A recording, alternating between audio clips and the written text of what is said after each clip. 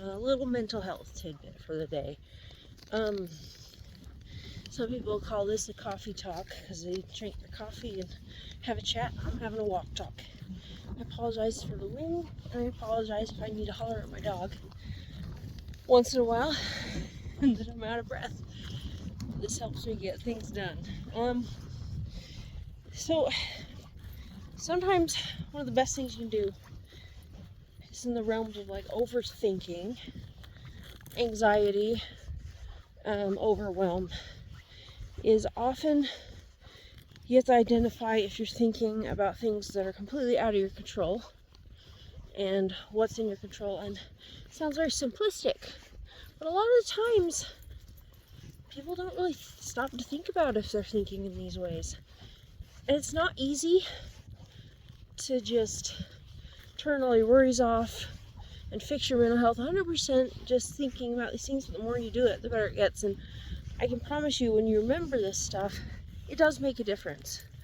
And you have things that you worry about, and they're either in your control or out of your control. And one of the things, let's say for example, something that's out of your control is like intrusive or unwanted thoughts that you may have. Sometimes you can't really control them popping in, and it can be extremely big source of stress. But what you can control is the weight that you give those thoughts, the weight and the importance that you're giving those thoughts. Are you going to actually sit there and buy into them? Are you going to make them a big serious thing in your head? You can choose to have intrusive and unwanted thoughts and choose to not put a bunch of your mental weight into them. Choose to not make them a big deal in your mind, because your thoughts are just thoughts.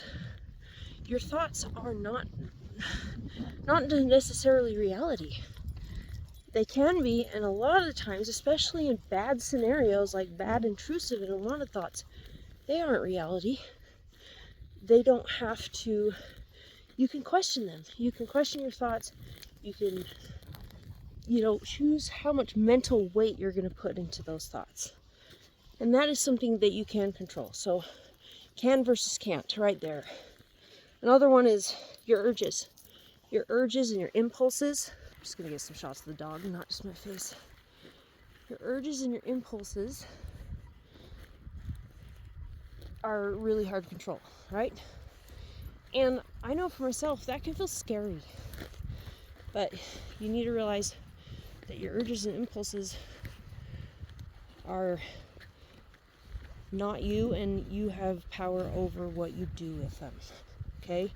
And one of the best ways to do that, hey doggy, one of the best ways to do that is to ask yourself if you give into that urge, or does it align with your core values? So, an urge or an impulse, if you create a version of yourself in your mind that has certain core values, and often it's good to meditate on that person. You kind of sit and meditate for 5 minutes.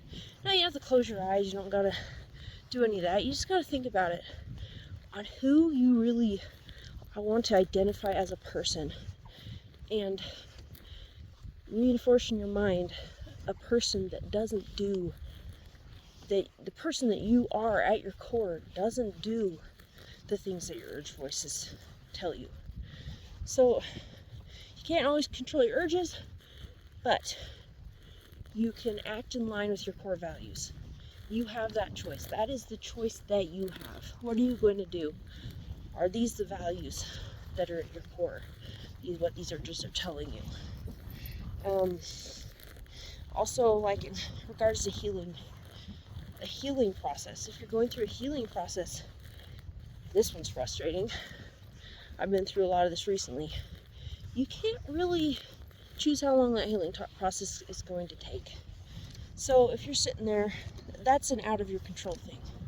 So if you're sitting there and you're just stewing over how long is this going to take, you're going to be miserable. And it's hard, but if you redirect your thoughts to, okay, well, what's healing going to look like for me? What experiences do I want to have during my healing journey? What do I want to learn from it? Who do I want to become during it? What actions can I take during this healing journey? That's something you can control, and it puts you back in power. And trusting that healing journeys you will heal. That what are the, what good things can I turn this healing journey into? And you can really sit and think on that. And it gives you some positive mind space, and it gives you some control. It may not control how long your journey takes, but it will give you control in the experience. Some control. I mean, you don't have all control, obviously, but it'll give you a lot of powerful control. And then just one more example of past behaviors. Last but not least, past behaviors. You cannot change past behaviors, and we dwell on the past so much and what we've done, and we'll literally ruin our day over it. Or the past behaviors of someone else, or abuse. And you can't control that. So if you just are giving all your mental energy to that, it's just taking so much out of you, and you get nothing in return. You can think on them to try to learn from them in a positive mind space. But what you can control, back into what you can control, is self-forgiveness and thoughts on, okay, how am I going to do better right in this moment? And each minute forward is a new minute. So if you screw up again, you just move on. Okay, so how am I going to do better now? And think, to get rid of overwhelm, think of the 1% rule. The 1% rule sounds so insignificant that you'd think, that won't do anything. If you think with the 1% rule every day of your life, every week of your life, you could change beyond what you could possibly imagine, and maybe even faster than you imagine. So what I mean by that is, change can be overwhelming. Think, how can I change 1% better at this thing today?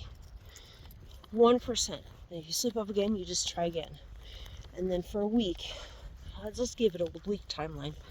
Think of the 1% rule, like, okay, how can I be 1% better at this thing that I'm trying to do better at this week? Work on it at the 1% level, and just pick a few things. Don't pick like 10 things, you won't be able to keep track. 2 or 3, and then the next week, try to add a 1% more. But you see what I mean? Kind of a long-winded thing, but it's good to get the detail out there. Really try to catch your thoughts, watch your thoughts, and see if it's out of my control. Am I thinking out of my control of things? Or am I worrying about things that are out of my control? If so, it's pointless. Set them aside. And then just think, okay, what's in my control? And if you try to make a habit of this and be very mindful of it, try to get this in your head on a daily basis, it's going to help you out a lot.